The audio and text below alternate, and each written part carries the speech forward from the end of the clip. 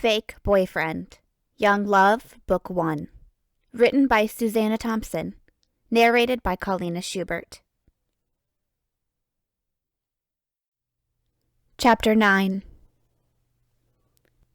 There was a shocking development with Courtney the next day. She came into my room and woke me at dawn in her excitement. At first, I was too out of it to even be wary of her, because I had been fighting insomnia most of the night, and had only fallen asleep a couple hours earlier. "Sarah," she said in a quiet voice as she shook me vigorously. "Come on, wake up. Oh my God, I'm going crazy. I have to talk to someone." I turned toward her and squinted at her blearily. That was enough acknowledgement for her, because she leaned down toward me and dropped her bombshell. "Damon asked me to be his girlfriend." The words slowly penetrated my sleep-deprived brain, and I came fully awake. "What?" I asked, thinking I couldn't have heard her correctly. She beamed a huge smile at me. "Last night."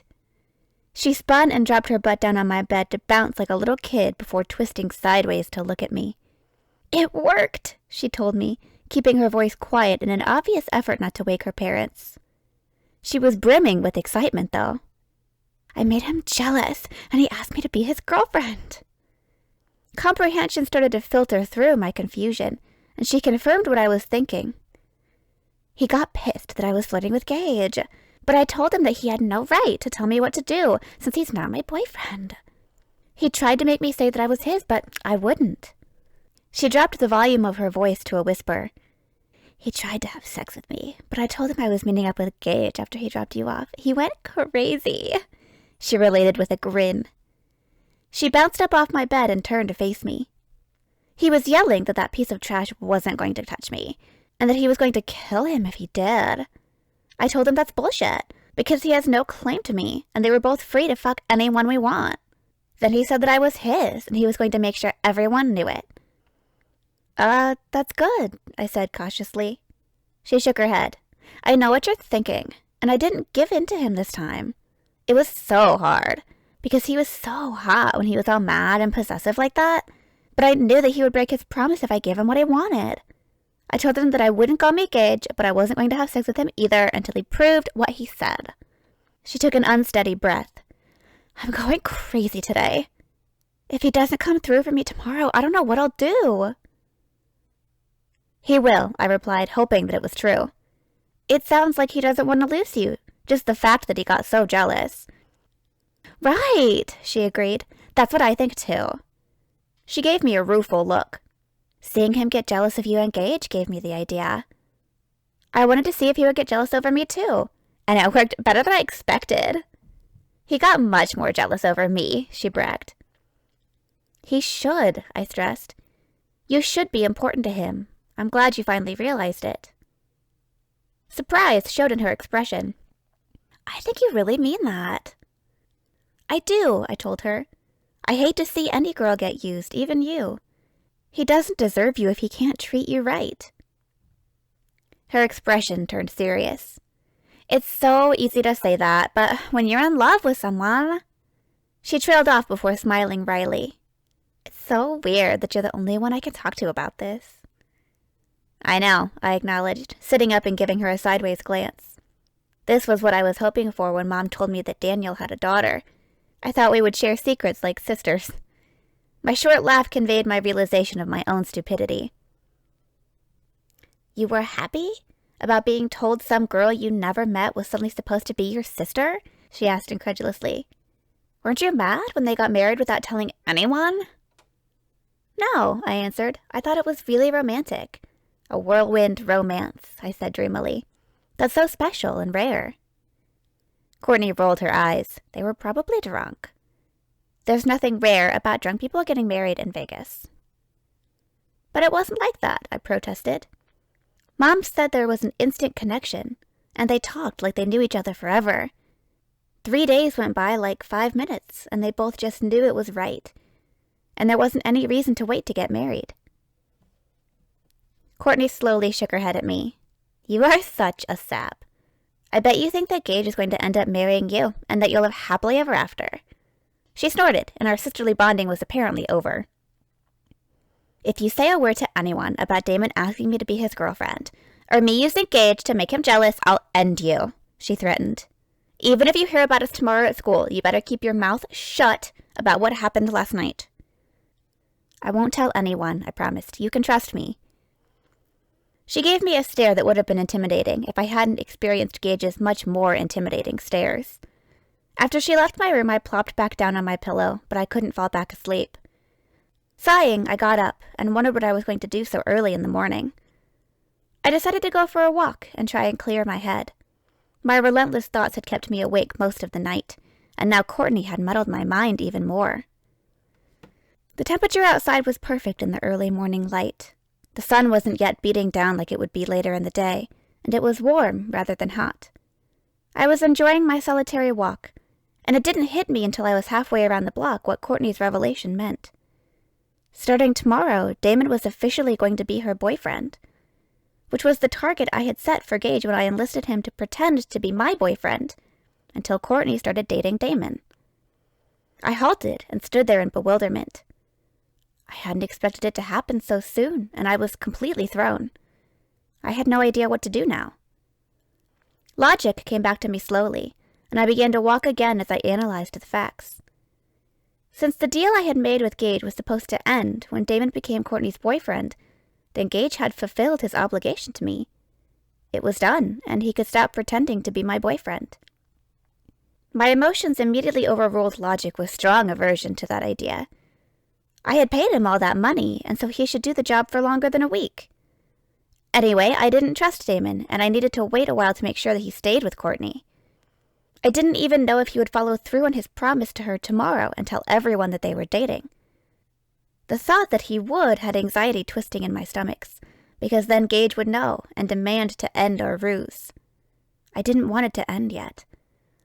I knew that I was just prolonging the inevitable, but I didn't want to stop spending time with Gage.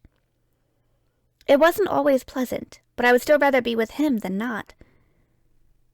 That made me see an uncomfortable similarity between how I felt about Gage and how Courtney felt about Damon. When you're in love with someone, she had said. No, I couldn't be in love with Gage. I'd only known him for a week. Yet my mom and Daniel had known they were in love after only 3 days. I began to walk faster in my agitation, like I was trying to escape the possibility of it being true. Because there was a big difference between Mom's whirlwind romance and mine. Hers was real. Daniel hadn't been faking his feelings for her like Gage was faking his feelings for me. I was the only one in this fake relationship who had developed any real feelings. This was all the more reason to end it, but I couldn't. I didn't want to give up Gage before I had to, so I would just hold on to him as long as I could. He would have to be the one to end it because I wasn't going to initiate our breakup. When he called me later that day, I thought that was exactly what he was doing. We hadn't parted on the best of terms last night, and maybe Damon had even tracked him down and revealed that Courtney was his girlfriend while warning Gage to stay away from her. I answered the phone in trepidation, bracing myself for him to tell me that we were done. Hey, he greeted me. Are you busy today? No, I answered before realizing that I should have lied so I could avoid dealing with this today. I wondered if he was going to do it over the phone. Why wouldn't he? I asked myself. It's not like we're really dating. My mom wants to meet you, if that's okay. It was so far away from what I had been expecting that I was too stunned to reply. Sarah, are you still there? Yeah, I breathed, and then strove to speak more audibly. Sure. Okay, he said. Is it okay if I come pick you up now? Yeah, I replied. Okay, I'll see you soon. I sat there for a minute after we hung up, and I jumped to my feet as I began to freak out. His mom wanted to meet me? Why? How did she even know about me? Why had he mentioned me to her, and what had he told her about me? I had been lounging around in shorts and a t-shirt, but I changed into jeans and a blouse, and brushed my hair again to make sure I looked presentable. I wanted to make a good impression on Gage's mom, and I hoped that she didn't already have a negative opinion of me. If she knew about me paying Gage to be my fake boyfriend... Surely he wouldn't have told her that, I consoled myself. Just as I was grabbing my phone off my desk, I received a text from Amber. Shit's hit the fan. My stupid boyfriend told Gage about the video, and he's pissed. Made me come over and yelled at me. Told him you thought it was a good idea. Sorry. His mom got upset she didn't know about you. Heads up, she wants to meet you. So Gage hadn't mentioned me to his mom. She had inadvertently learned about me from Amber, and she apparently hadn't been pleased. On top of that, Gage now knew that I had known about the video and hadn't told him. I was surprised that he hadn't sounded angry on the phone, but I doubted that he was happy with me. My reply to Amber's text was very brief. I'm going to meet her now. She texted back. Sorry. I didn't reply, not because I was mad at her, but because I was too stressed about meeting Gage's mom to focus on anything else. I wanted her to like me. That seemed very important for some reason. I went downstairs and glanced anxiously out the window before going into the living room to tell Mom that I was going somewhere with Gage. Oh, good, we can finally meet him, she said like I'd been dating him for ages. Where are you going? You didn't tell us you had plans today. We didn't, I admitted, but he called and said that his mom wants to meet me. Daniel perked up that information. It's good to know she takes an interest in who he keeps company with. I hope she likes me, I said. Of course she'll like you, Daniel exclaimed, looking like he couldn't comprehend the possibility that she wouldn't. This boy is important to you, Mom said, gazing at me with a contemplative expression. I shifted uncomfortably. It's just dating, I stated, thinking how it wasn't even that. Even casual dating would have been more than what I had with him. I didn't want to think about how true her words were, because it meant that I was placing importance on a person who felt no connection to me. He could easily walk away from me at any minute, and I would be left missing him while he never looked back. He certainly wouldn't be writing any songs about me. She's smart enough not to get too caught up in a high school boyfriend, Daniel told Mom approvingly. Chances are they'll be going to different colleges. I wandered back to the front window to watch the driveway for Gage's arrival. When I saw his car pull in, I ducked out of view, even though I doubted that he could see me behind the curtain. Waiting until he rang the doorbell so I wouldn't look too eager, I tried to hide my nervousness as I answered the door. He was wearing tanned cargo shorts and an army green t-shirt. It made him look more like a typical teenage boy than the hot young man he'd looked like last night. But there was no denying how attractive he was. A guy in shorts could be a sloppy look, but the clothes fit his tall, solid frame well. His t-shirt wasn't overly loose or long. He knew how to dress, even for a casual look. He appraised my outfit, too. You look nice. His compliment sounded genuine, so it seemed like he approved of what I was wearing to meet his mom. At least I could relax about my appearance. Thanks, you do too. Come in for a minute. My mom wants to meet you. I stepped back to allow him entrance. His expression soured, but he stepped inside.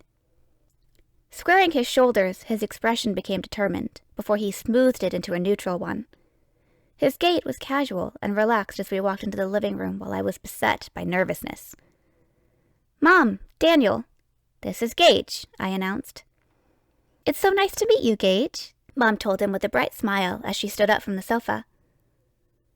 In all my anxiety over meeting his mom, I'd forgotten to worry about the impact seeing my mom would have on Gage. I watched for his reaction to her beauty, but his cool gaze gave nothing away. He also didn't sneak a glance toward me to compare me to her. It's nice to meet you, too, he replied with a polite smile. I'm Daniel Keller, my stepfather said as he approached Gage and extended his hand toward him. Nice to meet you, sir, Gage said as he shook his hand. Daniel was obviously taking his measure as he scanned his face, probably looking for signs of drug use. My stepfather didn't appear to be intimidated by him at all, even though Gage stood a few inches taller than him. Gage looked steadily back at him, and Daniel gave his arm a firm pump before letting go of Gage's hand. So, Sarah tells us your show last night was a hit. Gage's mouth tightened, the only sign of anger I had seen so far. Yes, sir. Sit down, Mom offered, gesturing toward the love seat. Thank you, but we should go. My mom is waiting for us. Well, come back and visit us again, Mom urged. Thank you, I will, Gage replied. He took my hand as we turned to exit the room, and my stomach began to flutter at the contact. Mom and Daniel followed us out to the front door. Ah, you have a Buick, Daniel commented. Good choice of vehicle. I suspected that he had only seen us to the door so he could see what Gage was driving. I wondered how he would have reacted to a motorcycle. "My grandpa left it to me," Gage replied. "I've tried to take good care of it." "Aw," Mom responded, "that's sweet. I have pearl earrings from my grandmother that I treasure, and I'm going to pass them on to Sarah." "You are?" I asked excitedly. I had coveted those earrings since I was a little girl. "I'll give them to you for graduation," she told me. "Maybe sooner, if there's a special occasion you're attending before that." It was obvious to me that she meant prom, but I hoped that Gage hadn't picked up on that. "That's great, Mom," I said, anxious to leave now. "I'll see you later." I pulled open the door with the hand that Gage wasn't holding, and pushed open the storm door to lead him outside. I didn't stop until we got to his car, and then I tried to let go of his hand. He held on, though, and took charge to lead me around to the passenger side. His gaze connected with mine, and I was suddenly remembering being with him inside his car last night. My skin flushed as my temperature rose instantaneously. Heat flared in his eyes, and he brushed his thumb over the skin on my hand before letting it go. His scorching gaze was still locked on mine as he opened the door for me, and it seemed more like an invitation to sin than a gentlemanly gesture. I moved past him on wobbly legs and sank down onto the seat.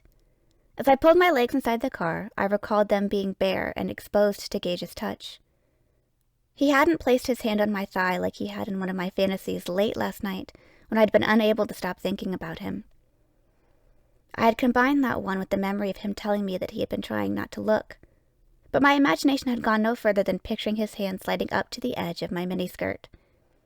I wasn't ready to go into forbidden territory, even in my fantasies, but I found it very erotic to imagine skirting the edges of it.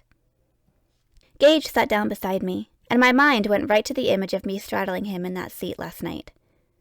My body ignited with the memory of his hot kisses and the firm feel of him between my legs as his hands possessively gripped my rear. I had felt like I was his, and my body had reveled in every thrilling sensation he had given me. These were not the kind of thoughts I should be having while I was on my way to meet his mother. I began after he pulled out of my driveway and started driving down the street. "Why does your mom want to meet me?" He exhaled forcefully, but his voice was still tight with tension. "She wants to know that I'm not taking advantage of you." "What?" I squeaked in shock as my face burned in embarrassment. "She knows we almost—" Gage's gaze shot toward me before sliding away as a flush crept up his neck. "I meant taking advantage of you for your money." I told her that I borrowed money from Dylan to fix my car, but she put it together when she found out about you. The car was broken for months, but you came into my life, and all of a sudden it's fixed. She's pissed that I lied to her. He exhaled and took in a breath before continuing. "I didn't want to tell her I had a new girlfriend, because a lot of crap went down with my last girlfriend, so I didn't want her to worry. But now she thinks that I kept you a secret because of the money. She hasn't come out and said it, but I can tell that she thinks I'm using you." "I'll tell her you borrowed it," I assured him. "Even if she knew the truth, it has nothing to do with you using me. I came to you with this, and it would be embarrassing for her to know about it," I admitted. "You have nothing to be embarrassed about. I'm the one who's embarrassed that you had to pay me to get me to help you. That's why I didn't tell my mom the truth. I've already disappointed her enough." I couldn't imagine how he had disappointed her. He worked and helped her pay bills, and he stayed out of trouble as far as I knew. Yet doubt crept in as I recalled Courtney telling me that he'd been in juvie. Maybe there was something in his past that would make his mother question his motives. I still couldn't bring myself to question him about it, though. "I'm sure she's proud of you," I told him instead. "You work and go to school, and you're talented. I know my mom would be thrilled if I had all that going for me." He shot a look at me. "You have a lot going for you. If you stay genuine and true to yourself, you'll find what you're meant to do." He glanced over at me again with a smile. "Maybe you should be a motivational speaker. You always say something to make me feel better about myself." I balked at the mere idea of it. There's no way I could talk in front of a crowd like that. I don't know how you can get up there and do that, but you're so confident and sexy. "Tell me more," he laughed as I trailed off in embarrassment. I could think of no witty response, and the atmosphere between us changed as I avoided looking at him. "Sarah," he said after the silence had stretched my nerves taut, We didn't, almost.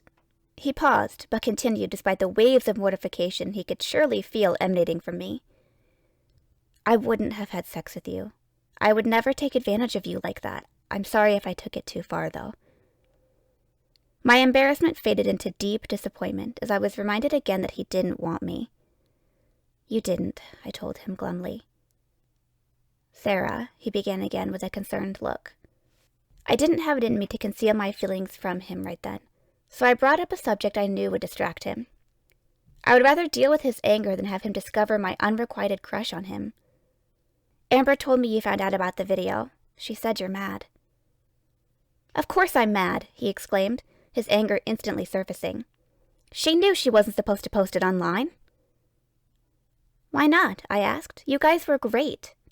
Have you seen it? He demanded. No, I replied, not yet. Well, it's not professional quality, he complained. Not even close. So, I retorted, it's still better than nothing for the people who couldn't get into the show. This way they'll get to see it. That was Amber's argument, he grumbled, shooting an irritated look at me. Well, she's right, I replied. You're on her side, he retorted tersely. I guess she wasn't lying about that. It's not about taking sides. I just don't think she did anything that bad, I said cautiously. She was just trying to help. She lied to me, he said vehemently. I trusted her, and she deliberately went and did this behind my back. She wasn't trying to hurt you, I defended her. A lot of it was probably excitement about people seeing her boyfriend playing on stage. Wait, I said as something occurred to me. She said that Jason told you about the video. How does he feel about it? Gage's lips compressed into a hard line, and I surmised the answer. He was for it, wasn't he? What about Dylan and Noah?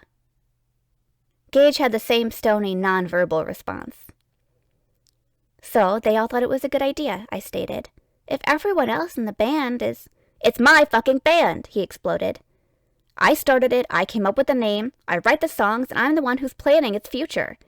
It's been my dream since I was a kid, and it's the only thing that got me through when I was... He didn't finish the sentence, but I could guess what he meant when he was at the lowest point in his life. This won't get in the way of that, I told him gently. It won't ruin your dream.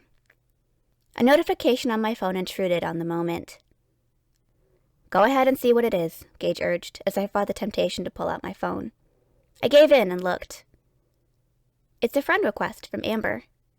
She probably wants to make sure I'm not mad at her. I accepted the request. Why would you be mad at her? He asked. For getting me in trouble with you, I answered, and ducked my head in embarrassment. You're not in trouble with me, he said. I peeked at him. I'm not? He slid a glance toward me, causing a fluttering sensation in my stomach. You'll know if you get on my bad side. I don't hide it. He certainly didn't, but I never knew where I stood with him. He seemed to get mad at me for unknown reasons, but then let more obvious reasons for her displeasure slide. I had been sure that he would be angry with me for not telling him about Amber posting the video, but he didn't appear to be holding it against me. She probably wants you to watch the video. It's on her Facebook page, too. Go ahead and take a look at it, he told me grudgingly. I couldn't resist, so I went straight to her profile. Oh, I exclaimed. It's already got 43 likes. See, people like it. That's exciting, he deadpanned. I ignored his sarcasm and started the video. It's good, I said in surprise. The quality was much better than I had been expecting from his negative attitude toward it. The picture was steady and in focus, and the band was clearly visible. The angle was tilted looking up at the stage, but it was close, front row type view that captured some of the energy of being at the show. Seeing them all on screen together, I realized how attractive the entire band was. Jason was Asian and had jet black hair and dark eyes. Noah had very fair features, with baby blue eyes and a disheveled mop of blonde hair. Dylan had short but thick dark brown hair and earthy brown eyes. Then there was Gage, with his mane of dirty blonde hair and his cool blue eyes. The wavy curl in his hair was something a lot of girls would envy, but there was nothing feminine about it on him. It framed a distinctly masculine face with a powerful, intense gaze that could hold you spellbound or strip you bare. I hastily flipped my phone over, like I had to protect myself from the image on the screen. Even though I had been thinking of how his penetrating gaze seemed to see right through me, I was instantly aware of the sexual connotation of being stripped bare. And I had just added penetrating to that. I had to get my mind off this line of thinking. "What's wrong?" Gage asked. "Nothing," I answered too quickly, feeling ridiculously flustered. I was just listening. The sound is good, too." "You must have really good hearing," he remarked. "I can barely hear it." It was true that I hadn't turned up the volume enough, and I felt foolish since I could hardly hear it myself. As I turned it up, I was relieved to discover that the sound on the video really was decent. After a minute, Gage told me to turn it off. He drove in brooding silence for a moment as I worked up the courage to confront him. "It's good," I insisted. "Why are you so against it?" He remained silent, and I thought he wasn't going to answer. But when I looked away from him, he spoke. "It's out there now. Yeah, it's small scale, but it's become real. This is the band. Before, it was still in the future, still a dream." "But you've already been playing shows," I replied in confusion. "Didn't that feel real?" "It's different," he said. "It's completely in the moment, and you're caught up in the energy of the audience. Afterwards, it feels like it was some surreal dream. But the video is just us, and it's like raw concert footage from a real band." "You are a real band," I said, starting to understand what he was feeling. "You told me you weren't just messing around, and I think it shows in that video. I guess it's kind of overwhelming to see your dream in the flesh." "Yeah, that's..." he began as I face-palmed. "What?" he questioned. I shook my head. "Nothing. My mind has just been going to..." He glanced at me as I trailed off, and that gaze of his seemed to pick up on what I had left unsaid. "Going where?" he asked in a tone that made me flush. "Yes," he added, as he moved his gaze back to the road, but aimed his words seductively at me. "Seeing it in the flesh would be..." My response was very different than when any other guy had alluded to anything sexual with me. Instead of being repulsed, I went hot all over. The temperature in the car suddenly seemed sweltering. As a long, fraught moment passed, I felt a trickle of sweat slide down from my lower back to my underwear. Gage reached out to turn up the air conditioning and cleared his throat. Yeah, you hit the nail on the head. Seeing the video made it too real. I guess I wasn't ready for that yet." "Yeah," I replied, "I can understand that." Our attempt at conversation was over, though, and we lapsed into an uncomfortable silence until we arrived at his apartment building. My nerves went into high gear for a different reason then. Gage picked up on that, too. "My mom's not that scary," he assured me as we walked down the hallway toward his apartment. He smiled in response to my startled glance and lifted our joined hands slightly to emphasize his words. "You've got a death grip on me." "Sorry," I said and tried to let go of his hand. He held on and pulled me to a stop. "Baby, you can squeeze me all you like," he said with a grin. I responded with a nervous laugh, but Gage's grin widened as the door near us opened and an older man walked out into the hallway. "Come on and squeeze me, baby," he sang loudly. "Oh, it feels so good." "You channeling Jerry Lee Lewis?" the man asked. "Hey, Gus," Gage replied. "I'd like you to meet my girlfriend, Sarah." "Hi," I greeted him in embarrassment. "Well, hello, Sarah. I'm Gus. And I'm the one who can kick this boy's ass if I need be." "You must have gotten knocked in the head one too many times if you think you can kick my ass," Gage retorted playfully. "Gus was a boxer," he explained to me. "Which is what you should be training to become," Gus said. "You're a natural with that knockout punch and your size. All you would need to do is bulk up, and you could go heavyweight.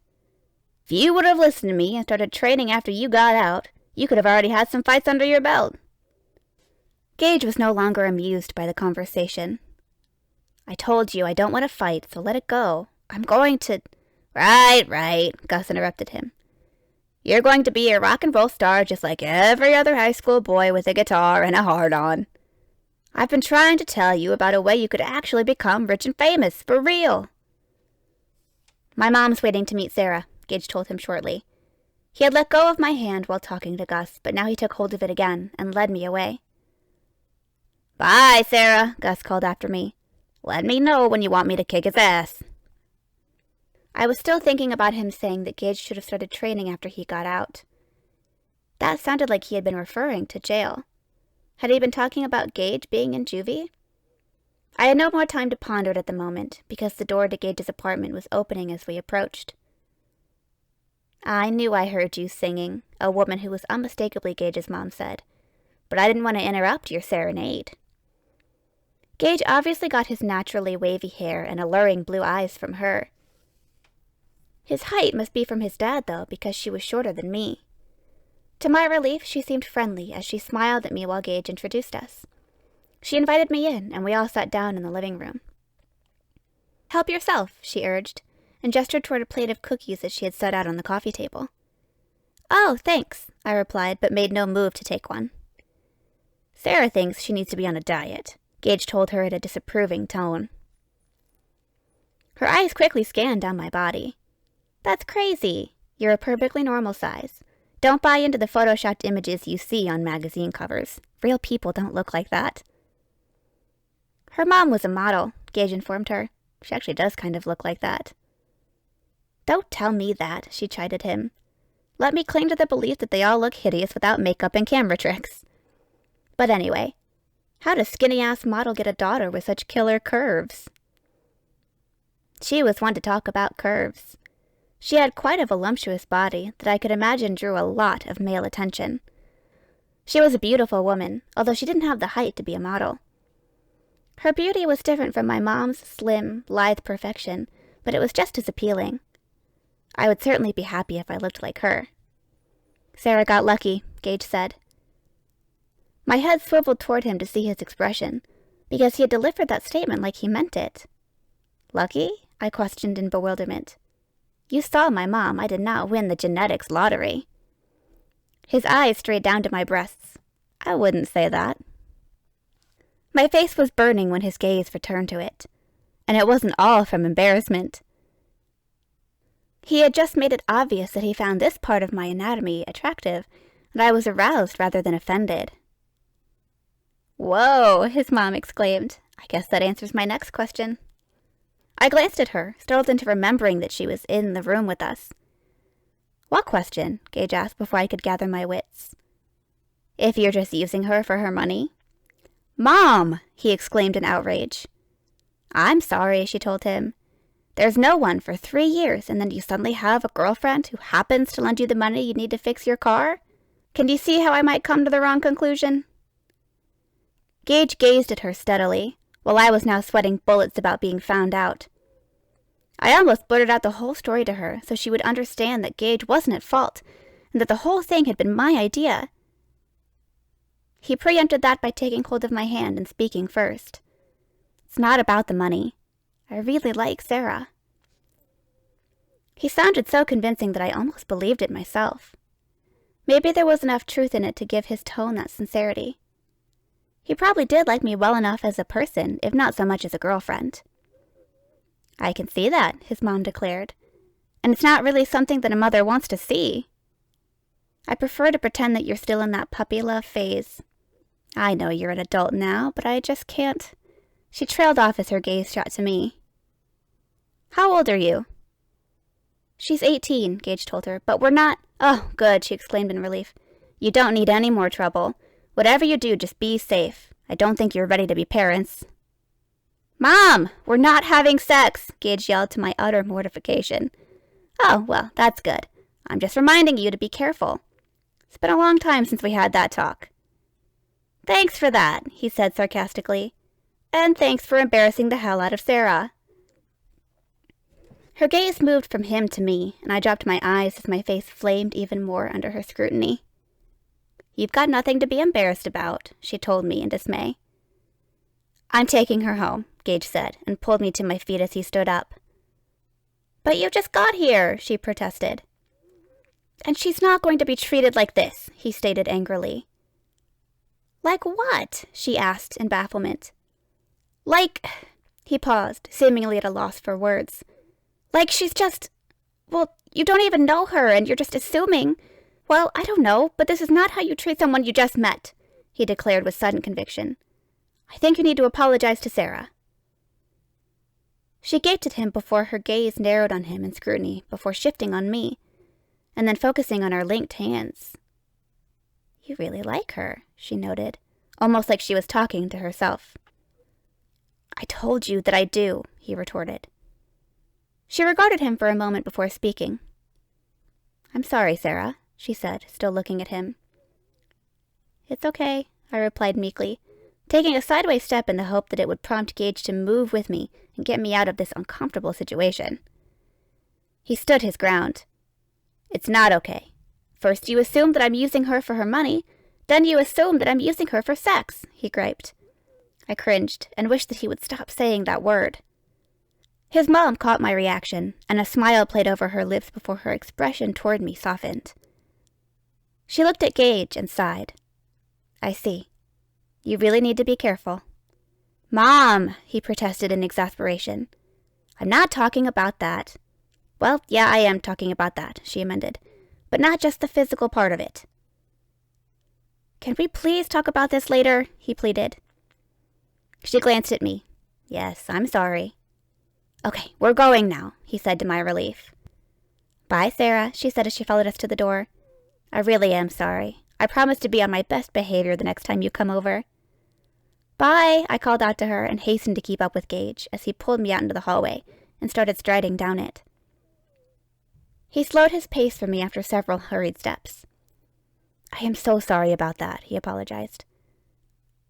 I was worried about your mom thinking I was trying to hook up with you, not my own mom. Oh, my mom wouldn't think that.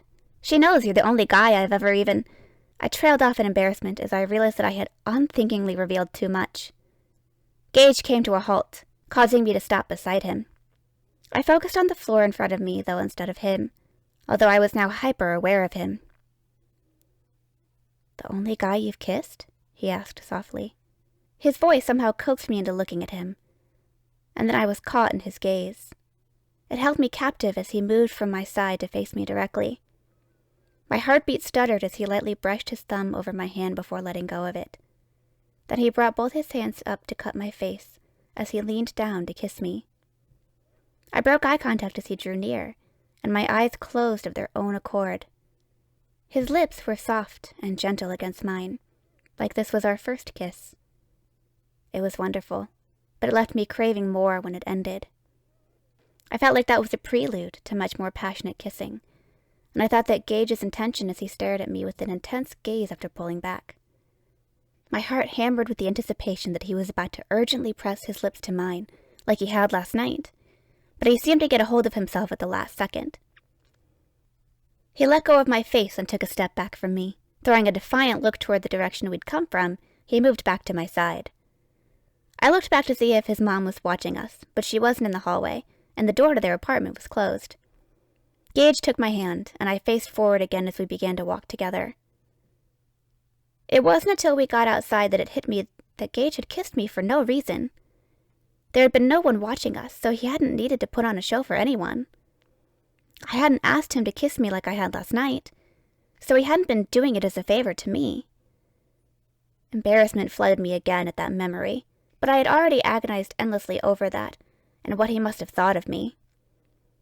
This was something new to obsess over, and it was a much better train of thought. The only reason I could come up with was that he had wanted to kiss me. That must mean that he was attracted to me. No, I could scarcely believe that. Yet there was no other explanation that I could think of, and he had hinted as much when he had implied that he liked my curves. "What are you thinking about?" Gage asked me after we were seated in his car. As so often happened when I became flustered around him, my mouth worked independently of my brain. "Were you really in juvie?" He barked out a short, mirthless laugh. "Why, does that turn you on?" My gaze flew toward him in shock. "No?" he inquired. "You're not one of those girls who gets off on the bad boy thing? Danger isn't an aphrodisiac for you?" He fixed me with a cold stare and leaned toward me. I shrank back in my seat as he advanced on me, and my breathing became shallow. "You're not hot for me right now?"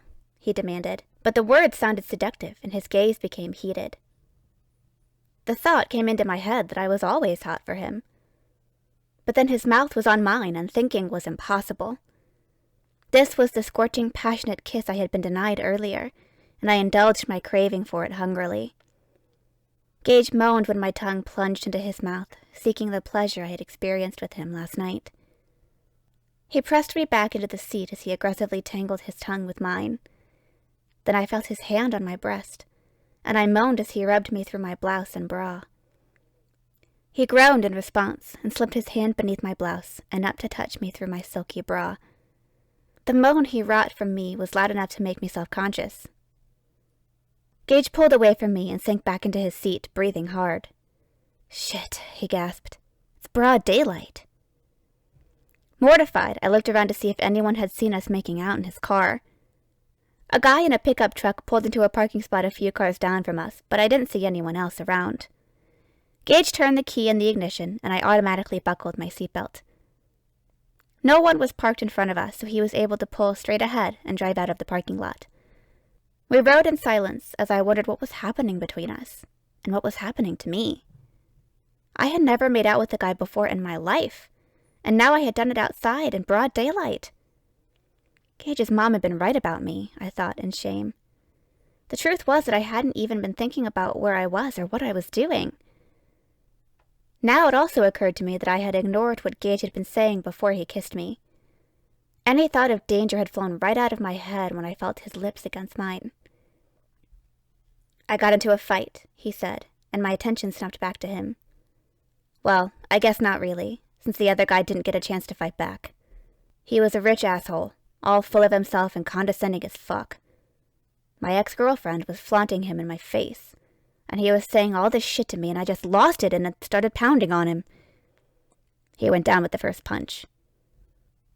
But I was so out of control that it took both Dylan and Jason to pull me off him. He braked at a stop sign and looked at me with a haunted expression. Madison was screaming that I had killed him. She was always a drama queen, but he wasn't moving, wasn't responding when she was shaking him. I thought he really was dead until Amber found his pulse. A car behind us beeped, and Gage looked forward and started driving again. I had knocked him out cold, and Dylan was trying to get me to leave before he woke up, but I called an ambulance and waited until they got there. He had already woken up and called the police by this point, so I called my mom to tell her what was going on. I knew they were going to arrest me, and I didn't want her to get that call from the police station like she did with my dad. "So that's how you ended up in juvie," I said, thinking that the truth wasn't as bad as I had imagined from Courtney's dire warning of him being dangerous. "It was just because you got in a fight." "Yeah, I was charged with assault. He had a concussion, and a rich daddy crying bloody murder. But it was my first offense, and the judge liked that I was the one who called the ambulance and didn't run from the scene. I got a month in juvenile detention and an earful from my dad. He made me promise to stay out of trouble and walk away from fights after that." "That's why you told Gus you don't want to fight," I surmised. "That's part of it," he confirmed. "Those would be legal fights, but I still don't ever want to fight again. That was the worst moment of my life when I thought I killed that asshole. And there have been a lot of shitty moments in my life. Also, though, music is the only thing I want to do with my life. It's my passion, and that's something Gus can't understand. It's not about getting girls or even about getting rich. It's this feeling I get, like everything else just fades away." I felt a pang when he said that, because that was how I was starting to feel when I was with him. Gage was becoming my passion, and I knew that was a problem. If he became too important to me, I would be terribly unhappy without him. I pushed those thoughts aside and responded to the first part of what he had said, which had only added to how appealing he was to me. "You're not a bad boy at all," I told him with a rueful smile. "You're actually really sensitive and sweet." "I don't know if I'd go that far," he said. "I think you're just very forgiving." His expression sobered, and I saw his hands tense on the wheel. "I'm sorry if I scared you. How I acted." He took in a breath and expelled it. "That won't happen again." "It's okay," I began. "No, Sarah, it's not," he interjected. "It wasn't okay for me to scare you like that." How could I explain to him that I hadn't really been scared? Deep down inside, I'd known that I had nothing to fear from him. He just had a sexy edge to him that kept me on the precipice of anticipation, the excitement of not knowing his next move making it that much hotter. The memory made me blush, but I forced myself to speak. I wasn't scared. You were hot, my mind supplied unhelpfully. I knew you weren't going to hurt me, and... My face flamed as I trailed off, because every explanation I had would be mortifying. And I liked it, and I was dying for you to kiss me again, and I loved feeling your hands on me. He slanted a glance at me and shifted his eyes back to the road. Clearing his throat like he was going to say something, he instead fell silent. When he turned on the radio, I was startled to realize that he hadn't had it on at all any of the times I'd ridden in his car. That seemed very odd for someone who loved music. He caught my questioning look and interpreted it correctly. There's a lot of repetition on the radio, which is awesome if it's your song, he acknowledged. Also, a lot of damn commercials. That's why I like watching videos on YouTube. You can pick the songs you want to listen to, and you can skip a lot of commercials. Mentioning that made me remember his video, and I was glad that I'd be able to watch it later. I could see him and hear him whenever I wanted to. I remembered then that Emily had wanted me to take a picture of him and send it to her, but this was better. Yeah, he agreed, but sometimes I like to hear songs without visuals, and just let the mood of the song take over, which I guess you don't actually have to watch the video. You can step away from the screen and just listen to the sound. I knew that no girl would want to step away from the screen when he was on it, but I didn't say that to him. I decided to try it, though, just to see if his voice had the same impact without his attractive face. When he dropped me off at home, he walked me to the door like he always did. I'll see you at school tomorrow, he said. Yeah, I replied. Our parting wasn't contentious like it had been the last couple of times, but it felt like it wasn't enough, like it was incomplete somehow. Gage's gaze lingered on me before he turned to walk away, and he stopped to look at me before getting in his car. Everything felt different somehow as I walked into the house, and it took me a moment to realize what had changed. Gage had kissed me of his own volition, not once, but twice. If he hadn't liked it the first time, he wouldn't have done it again. That meant that he did like it, and that he would want to keep kissing me. I'm so glad everything's working out for both of us. I hadn't noticed Courtney until she spoke, and her words were slow to register with me. You look as happy as I feel, she said, but it was her smile that really spoke volumes. For the first time ever, she was directing a genuine smile at me, and I was dazzled by it until I remembered the reason for it. Then my own happiness dimmed as I wondered what would happen tomorrow if Gage found out about Courtney and Damon being a couple. She misunderstood whatever she saw in my expression. Hey, don't stop worrying now, she told me as she lowered her voice and stepped closer to me. I know it can get scary when he leaves after your first time, and you start wondering if he'll be back, but trust me, he will. Thanks, I said, because there was no point in telling her that I hadn't just lost my virginity to Gage. This whole exchange was disconcertingly bizarre anyway, with her seemingly giving me sisterly advice. There was no way that I could open up to her about my relationship with Gage. Are you on the pill? She asked. No, I answered, getting more uncomfortable with this conversation by the minute. You should get on it. She leaned toward me with a conspiratorial smile. It makes it so much better for him without a condom, she whispered. He won't be able to get enough. Thanks, I said again, desperately hoping that she was done dispensing sexual advice to me. I'll get on it. The next words out of her mouth were even worse. So, how big is he? My eyes went wide at her question. She rolled her own eyes at me. Come on, you know how big Damon is. Her expression darkened after she said that. Not wanting her to go back to hating me over the memory of me seeing her boyfriend naked, I blurted out a lie. He's smaller than Damon. I actually didn't know if that was a lie, but it also didn't hurt for her to think that her boyfriend was bigger, if size was important to her. Although she had confessed that she had only flirted with Gage to make Damon jealous, I wasn't going to waste an opportunity to steer her away from Gage. She laughed in response. Really? He's so tall, too, so that must be a myth. I did see a short guy in a porno with a huge... Okay, I interrupted as I stepped back. I've got some homework to do, so... She laughed and shook her head. You are such a prude. Have you ever even seen a porno? I never had, and I had no desire to. I like romantic movies, I told her honestly. Me too, she admitted. But you need to get dirty if you want to keep your guy. Porno movies can teach you how to give great blowjobs, for instance. I recoiled from the very idea of it. Okay, I'll keep that in mind. I've really got to go do my homework now. She was shaking her head as I walked past her. You're hopeless. I had no intention of learning how to give a blowjob, but I wondered if she was right about sex being the only way to keep a boyfriend. If it was, then I was going to lose Gage regardless if he was attracted to me. Despite making out with him in his car, I wasn't ready to go any further. The thought of that being the reason he broke up with me actually made me feel better, because it would have nothing to do with him not liking me. It wouldn't have anything to do with my looks or my personality if it was only because of my refusal to have sex with him. Instead of doing my homework, I logged onto my computer so that I could watch the video of Gage's band on a bigger screen than my phone. I saw that it had 86 likes now, but the views really caught my attention. 500 views? I exclaimed aloud. My first instinct was to call Gage and ask him if he had seen the number of views, but I wasn't sure what his reaction would be. I shared the video on my Facebook page and sent Emily a text to watch it. Then I called the person I knew who would be just as excited about it as I was. Sarah, is everything okay? Amber asked. Everything's fine, I replied. Did you see that the video has 500 views already? Yeah, it helped that all the guys shared it on their profiles, especially Noah because he goes to another school. So people there are seeing it and sharing it too. What do you think, though? I think it came out good.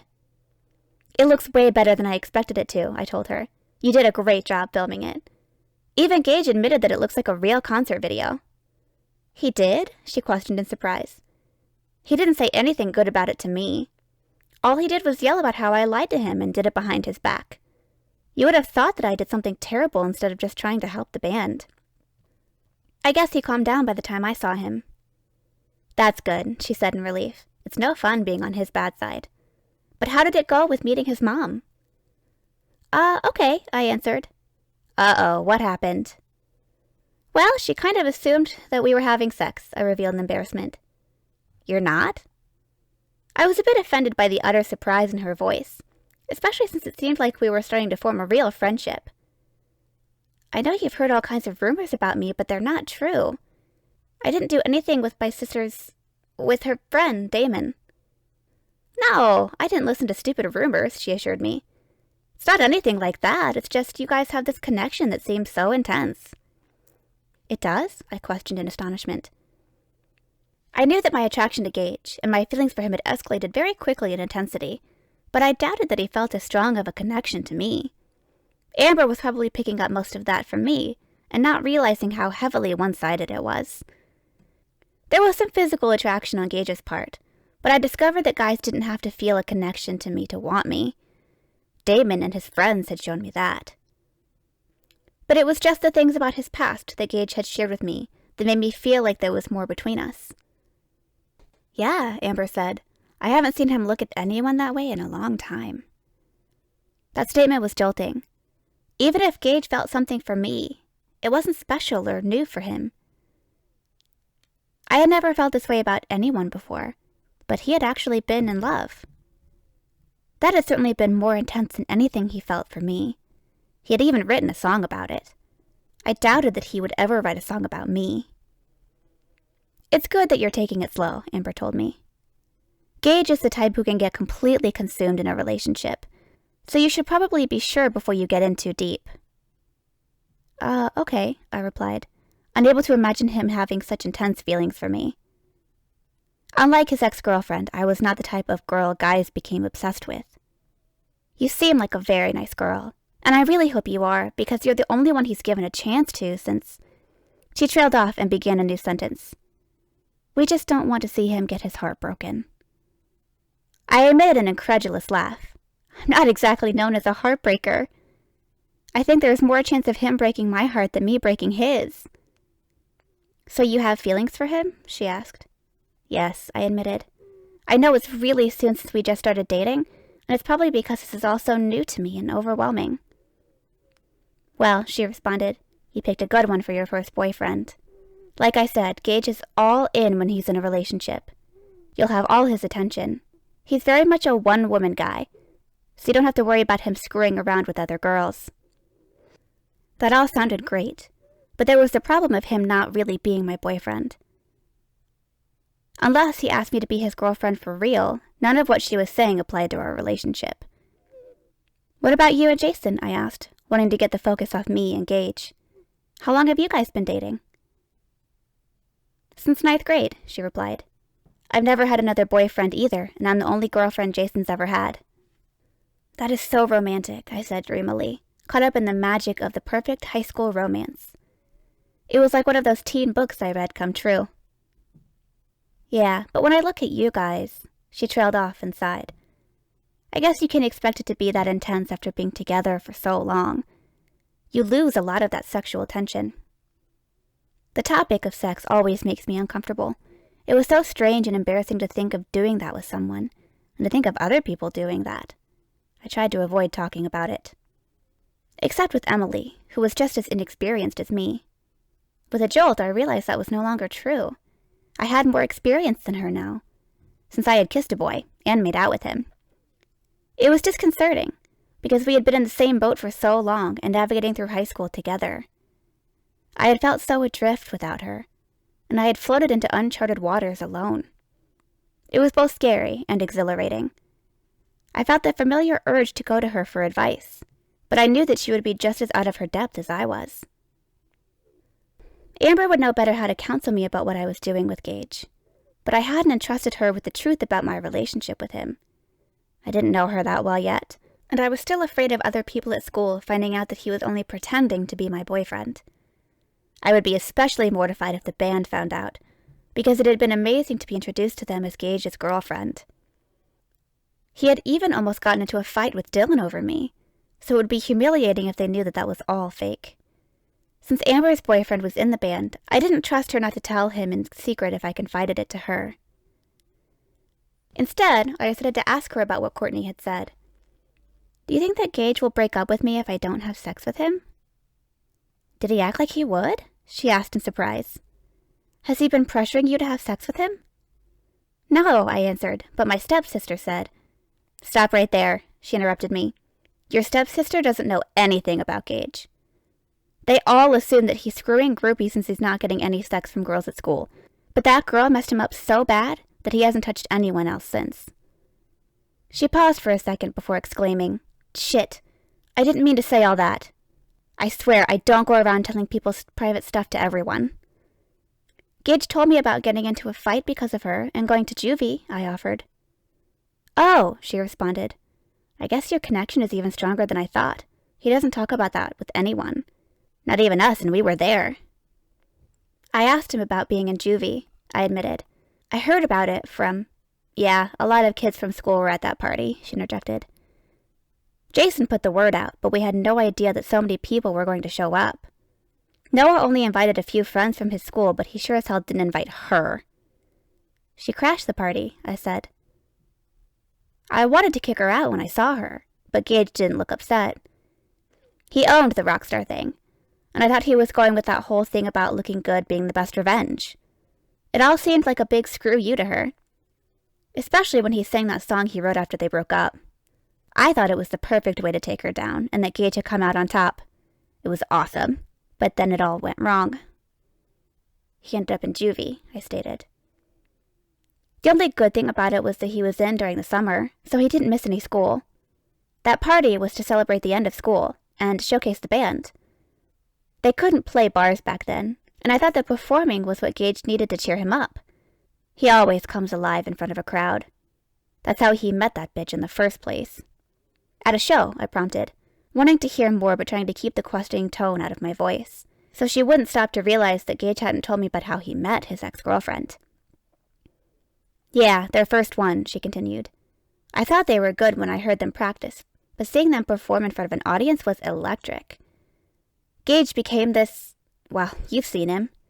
He was only 16 then, but you could just see something up there beyond his age. The confidence he had, the way he captivated the crowd, the way he sang, it affected the whole band, and they gave it everything they had. That was the first time I realized that they could actually go somewhere with their music. I could imagine the scene she was describing, and it was interesting because I was interested in everything having to do with Gage. Still, I was hoping she would say something more about him meeting Madison. He had mentioned her name, and my mind had seized that piece of information and stored it away with everything else I had learned about her. Amber obliged my unspoken desire to know more as she reminisced over the phone. It was easy to imagine them playing a real concert. They even had the girls starting to act like groupies. That's what I thought she would be to him. She wasn't drunk and crazy like some of the other girls, but she made it obvious what she wanted from him. I thought he was doing the rock star thing and picking up a groupie when he left with her. But then he brought her to their next practice and started calling her his girlfriend. When he started writing songs about her, I knew it was serious. He wrote love songs about her? I questioned with a sinking heart. Yeah, she confirmed awkwardly, probably remembering that she was talking to his current girlfriend. He stopped singing those when they broke up. This shouldn't have been such an unforeseen revelation to me. Of course he would write love songs about her if he was in love with her. Yet I hadn't imagined Gage pouring his heart out into a song. The breakup anthem rocked, and his sexy songs were in the sex and rock and roll vein. He had even named his band Dirty, so love ballads were not anything I'd expected from him. But he had been moved to write them for her. Envy and jealousy warred with a sick fascination to know what he had felt for her. "Do you have any recordings of him singing those songs?" I asked. There was a pause long enough to make me believe that she did. "That was a long time ago." "You didn't answer the question," I noted. "He was only with her for a couple months," she explained. "He fell hard and fast, but it wasn't the great love he thought it was." "I'd still like to hear the songs," I said. "He's already mad at me. I don't want to piss him off again," she told me. "I won't tell him. He'll never know I heard them, I promise. I'm just really curious about how they sound. I really like the ones I've heard so far, and I just want to hear if those are any good." Amber wasn't fooled by my attempt to play it off as idle curiosity. "You shouldn't be obsessing about this. It was over as soon as he found out she was cheating on him, and I guarantee you that he doesn't have any feelings for her anymore. What he wrote in those songs is ancient history." "That's why it's okay for me to listen to them," I reasoned with her. "They don't matter anymore, and it would be fun to hear them." "Fun," she repeated. "Yeah." "About as much fun as seeing a picture of him kissing another girl," she retorted. "No way. I am not letting you talk me into this. Forget it." I couldn't forget it. I was absolutely burning with curiosity now. "Please, Amber," I pleaded. "I really want to hear them." "No," she repeated firmly. "Gage isn't thinking about his ex, and you shouldn't be either.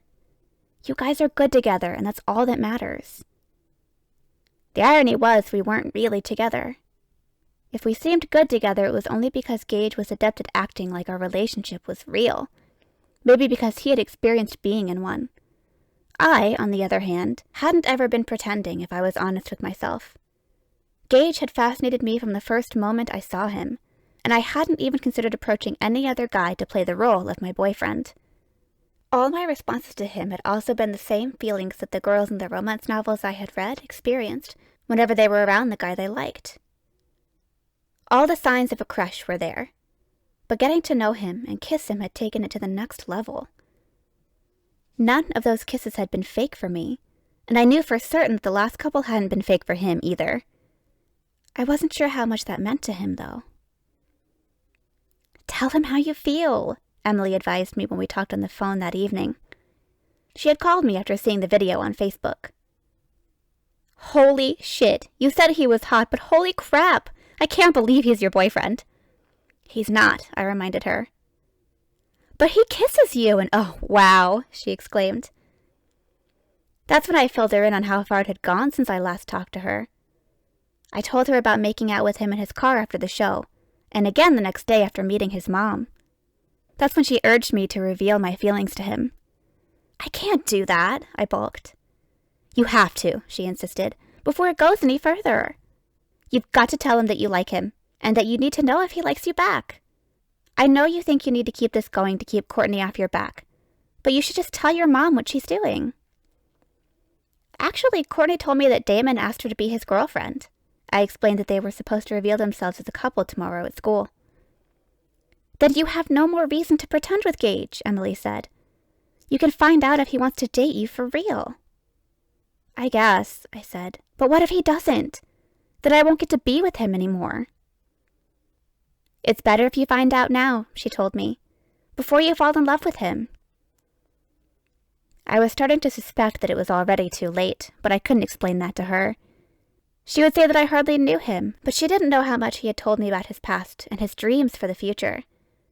She had seen how hot he was on stage, but she didn't know the person he was in private.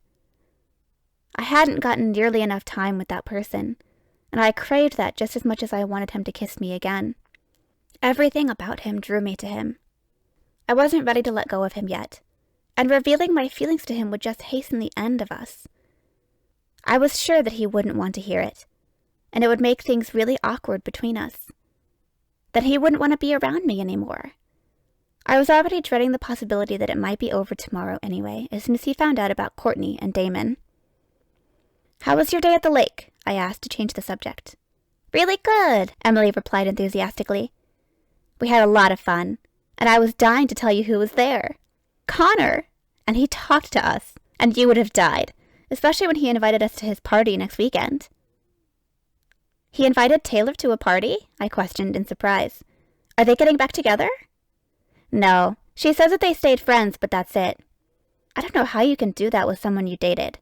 I think it would be hard for me to just pretend like he never kissed me and just be friends with him. I would still want to be friends with Gage, I told her.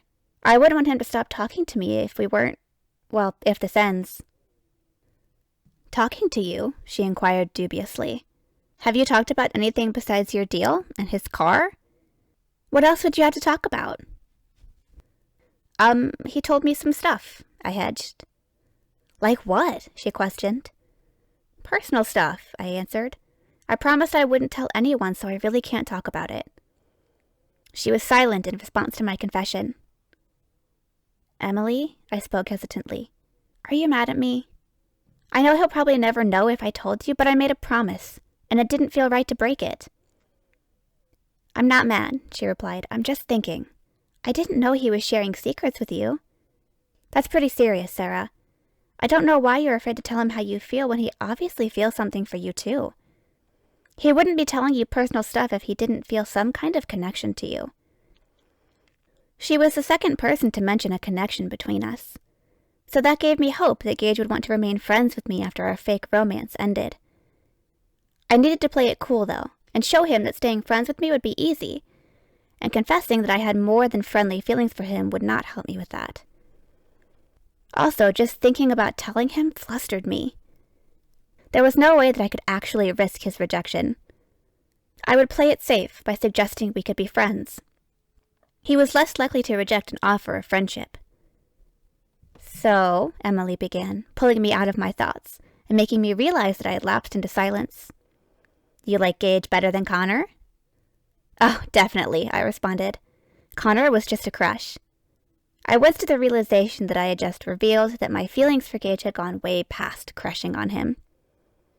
To my surprise, she didn't seize that revelation as proof that I needed to follow her advice and tell him how I felt. Was? She asked. You don't have a crush on Connor anymore? No, I answered. That seems like it was so long ago. You still liked him before you left, she reminded me. You were disappointed that you wouldn't get to see him at school anymore. Guess I was right that you would find a new hottie to crush on. Not that I can blame you after seeing that video. And dirty, she exclaimed.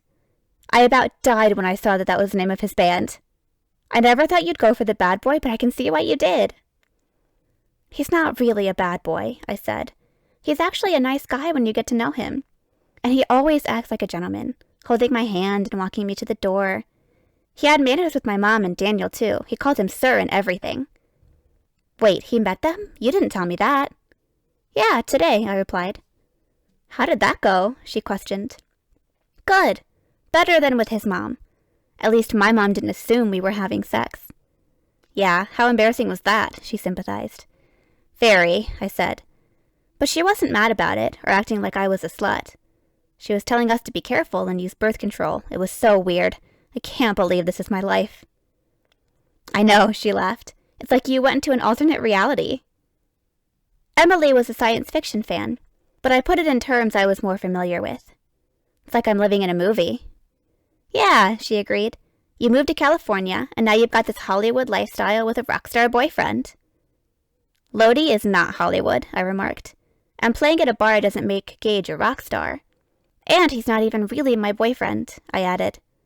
I guess it's all just as fake as a movie. I don't think so, she said. Kissing you in front of people is one thing, but kissing you when you're alone? That doesn't sound fake to me. Don't forget that actors fall in love for real all the time when they're making movies.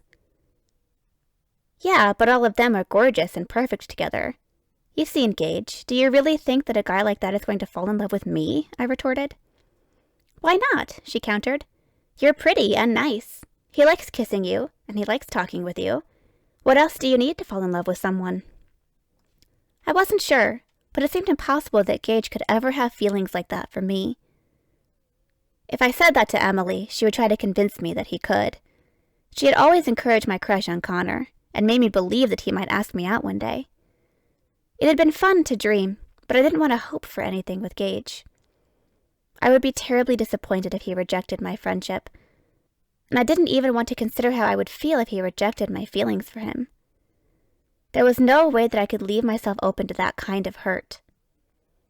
Love? I scoffed. Glad I only had to fool her with my voice since we weren't talking face to face. You really do think this is some kind of movie. I've only known him for a week. Look at how fast your mom and Daniel fell in love, she reminded me. Well, I'm not my mom, I retorted. Maybe I would have been able to make Gage fall in love with me if I had her beauty, but I didn't. Anyway, what about you? I asked. When are you going to like someone if it's so easy to fall in love? She was quiet, and I realized that I had just snapped at her. She was the person who least deserved that from me. I'm sorry, I said. I've just been so... I didn't even know how to finish that sentence. I'd been through a gamut of emotions since moving here, from fear and humiliation to infatuation and lust, and most of all, uncertainty. Stressed, I said after a beat.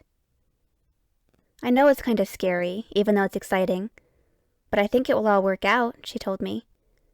It seems like fate how everything happened. I had never heard her talk about fate before, and my response was dubious. It was fate for me to pay him to pretend to be my boyfriend? You had a crush on Connor for 3 years, but never even talked to him. Then you move there and meet Gage on your first day, and you're already with him by the second day. Because I paid him, I reiterated. Nothing happened with Connor in all that time, and it happened right away with Gage, because it was fate, she insisted. There was apparently no point in arguing with her about this, so I let it go. I miss you, Emily, I sighed. I wish that you were here with me. I miss you too, Sarah, she replied with feeling. But oh, she exclaimed, did you hear what you said? What? I asked in confusion over her sudden excitement. You said you wished that I was there, she emphasized. All the other times you told me you wished you were here. I wonder why you want to be there now, she remarked slyly. There was no denying that it was because of Gage, but I didn't respond to her comment. Well, she said with a sigh of her own, it's much more fun to talk about your love life, but I guess I better get my homework done. It should be illegal to assign homework for the weekend. I smiled at her often repeated complaint. Yeah, I haven't started on mine either. She gasped theatrically. It's Sunday afternoon and you haven't started your homework yet? Now that's going too far. Forget everything I said. This guy is a bad influence on you. Her teasing was meant to be amusing, but I was starting to think seriously about it after we got off the phone. 1 week ago, I hadn't even kissed a guy, and now I had already made out twice with Gage, once in broad daylight. I didn't consider him a bad influence, but I wasn't exactly on my best behavior around him. I seemed to lose myself in him completely whenever he kissed me. That needed to change if I was going to gain any kind of control over this situation. It had veered so far, of course, from my original plan that I didn't know where I was going anymore. It was just supposed to be pretend dates, but the physical attraction between us was real. I had to set boundaries before I completely lost my way. I decided that there would be no more kissing in Gage's car, because that's where we always seemed to get carried away. Of course, once he found out that our deal was no longer necessary, there would probably be no more kissing at all.